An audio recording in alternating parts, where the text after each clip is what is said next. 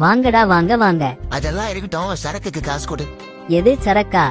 குடிச்சா உங்க வாய்ப்புண்ட சும்மா இருக்காது. அங்க பாரு மாமே, பாதம் பால் போட்டு இருக்காங்க. போய் குடிங்க போங்க. என்ன மாமா இப்படி சொல்லிட்டு போறான் அந்த தாயுலே? இப்ப சரக்குக்கு என்ன பண்றது? இனிமே நான் என்ன பண்ண போறேன்னு மட்டும் பாரு மாமே. 1 hour later. மாப்பிளே வணக்கம்டா. வாங்கடா மச்சானுங்களா.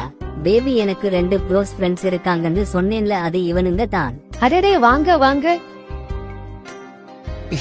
ரங்கராஜ ரிலேஷனுங்க. கர்மா கர்மா, என்ன இப்படி நாளுது? டேய் கோத்தா, குடிச்சிருக்கியாடா பல்லு தாயோலி? ஆமா மாமே, இப்ப உன்னை பத்தி ஒரு சொற்பொழிவு நடத்த போறேன். பெரியோர்களே, தாய்மார்களே, நான் என் நண்பன் பிரா பிரவீனை பற்றி பேச வந்துள்ளேன்.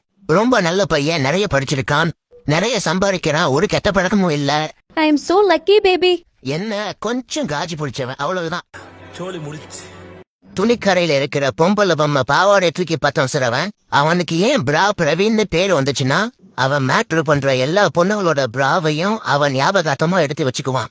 அதனாலதான் அவனுக்கு பிரா பிரவீன்னு பேரு வந்துச்சு. மத்தபடி அவன் ரொம்ப ரொம்ப நல்ல பையன். வருத்தமாடா புல்ல. சீ, நீ இவ்வளவு கேவலமானவனா?